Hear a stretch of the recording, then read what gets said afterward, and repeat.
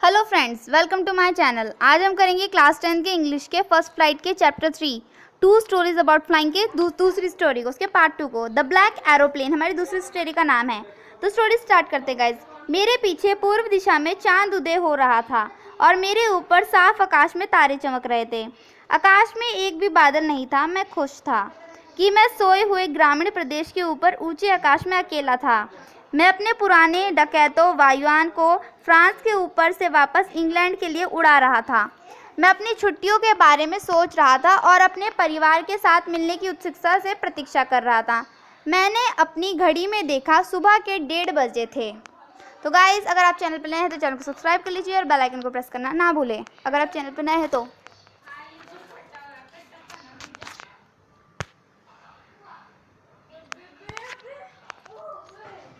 मुझे शीघ्र ही पेरिस के नियंत्रण कक्ष से बात करनी चाहिए, मैंने सोचा। जब मैंने वायुयान के अग्रभाग में से नीचे देखा तो आगे की ओर एक बड़े शहर की रोशनी दिखाई दी। मैंने रेडियो का बटन दबाया और कहा, पेरिस नियंत्रण कक्ष, ये डकोटा DS-008 है। क्या आप मेरी आवाज़ सुन सकते हैं? मैं इंग्लैंड की तरफ अपने रास्ते पर हूँ, ओवर। रेडियो पर से आवाज़ ने तुरंत मुझे उत्तर दिया, DS-088, मैं आपकी आवाज़ सुन सकता हूँ। आपको 12 डिग्री पश्चिम की तरफ घूम जाना चाहिए। DS-088, over. मैंने नक्शे और कंपास की जांच की, अपनी दूसरी और अंतिम तेल की टंकी को स्विच दबाकर चालू किया और डकोटा को 12 डिग्री पश्चिम इंग्लैंड की तरफ घुमाया।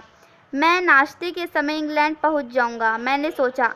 एक बढ़िया बड़ा अंग्रेजी नाश्ता। हर चीज़ ठीक जा रही थी। ये एक आसान उड़ान थी।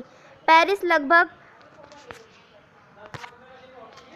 150 किलोमीटर पीछे रह गया था जब मुझे बादल दिखाई दिए, तूफानी बादल। ये बहुत बड़े थे। वे आकाश के पार मेरे आगे खड़े काले पहाड़ों जैसे लग रहे थे। मैं जानता था कि मैं ऊपर उठकर उनके ऊपर से नहीं उड़ सकता और मेरे पास इतना तेल नहीं था कि मैं उनके गिर्द उत्तर या दक्षिण की तरफ में उड़ सकूं।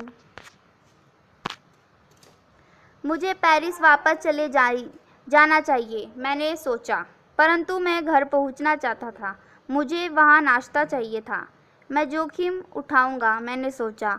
पर उस पुराने डकोटा को सीधा तूफान में उड़ाकर ले गया। बादलों में हर चीज़ अचानक काली लगने लगी। वायुयान से बाहर कुछ भी देखना असंभव था। पुराना वायुयान हवा में उछलने और बल खाने लगा।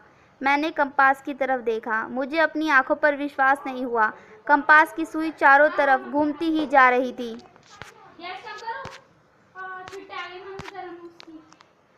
इसने काम करना बंद कर दिया था। ये ठीक नहीं हो पा रही थी। दूसरे यंत्र भी अचानक रुक गए। मैंने रेडियो चलाकर देखा। पेरिस कंट्रोल, पेरिस कंट्रोल, क्या आप मेरी आवाज़ सुन सकते हैं? कोई उत्तर नहीं आया। रेडियो भी पूरी तरह बंद हो चुका था। मेरे पास कोई रेडियो, कोई कंपास नहीं था और मैं कहाँ था मैं देख नहीं सकता था। मैं तूफान में खो गया था। तभी काले बादलों में बिल्कुल अपने पास मुझे एक और वायुयान दिखाई दिया। इसके पंखों पर रोशनी नहीं थी, परंतु मैं इसे तूफान में अपने पास उड़ता हुआ देख सकता था। मुझे चालक का चेहरा दिखा जो मेरी तरफ मुड़ा। एक अन्य व्यक्ति को देखकर मुझे खुशी हुई। उसने एक हाथ उठाया और हिलाकर इशारा किया। मेरे पीछे चले आओ, वे कह रहा था। मेरे पीछे चले आओ। वे जानता है कि मैं खो गया हूँ, मैंने सोचा। वे मेरी सहायता करने की कोशिश कर रहा है। उसने अपना वायुयान धीरे धीरे उत्तर की ओर घुमाया, मेरे डकोटा के आगे, ताकि मेरे लिए उसके पीछे जाना आसान हो जाए। मैं एक आज्ञाकारी बच्चे की तरह उस अजीब वायुयान के पीछे जाते हुए बहुत खुश था। आधे घंटे बाद वे ज़मीन काला वायुयान बादलों के मध्य अब भी मेरे आगे था। अब पुराने डकोटा की अंतिम टंकी में केवल 5 या 10 मिनट की उड़ान के लिए पर्याप्त ईंधन था। मुझे फिर से डर लगने लगा था, किंतु वे फिर नीचे उतरने लगा और मैं तूफान में उसके पीछे चलता गया। अचानक मैं बादलों से बाहर आ गया और मुझे अपने सामने रोशनियों की 2 लंबी कतार दिखाई दी। ये एक हवाई पट्टी थी, एक हवाई अड्डा। मैं सुरक्षित था। मैं उस काले वायुयान में अपने मित्रों को देखने के लिए घूमा, परंतु आकाश खाली था, वहाँ कुछ भी नहीं था। काला वायुयान जा चुका था। मुझे वे कहीं नहीं दिखाई दिया। मैं नीचे उतर गया और मुझे कोई अफसोस नहीं था जब मुझे कंट्रोल टावर के नज़दीक पुराने डकोटा को छोड़कर जाना पड़ा। मैंने कंट्रोल केंद्र में जाकर एक औरत से पूछा कि मैं कहाँ था और दूसरे वायुयान चालक कौन था। मैं उसका धन्यवाद कहना चाहता था। उसने अजीब ढंग से मेरी ओर देखा और हंस दिया। दूसरा वायुयान इस तूफान में आज रात कोई अन्य वायुयान नहीं उड़ रहे थे, केवल एक तुम्हारा ही था जो मुझे रडार पर दिखाई दे रहा था। तो वे कौन था जिसने सुरक्षित पहुंचने में मेरी मदद की थी, जबकि मेरे पास कोई कंपास या रेडियो नहीं था और मेरी टंकिया में अधिक ईंधन भी नहीं था। उस अजीब काले वायुयान में वे चालक कौन था जो तूफान में बिना रोशनी के उड़ रहा था। तो गाइस यही थी हमारी स्टोरी। इसका एक्सप्लेनेशन हमने हिंदी में दे दिया है।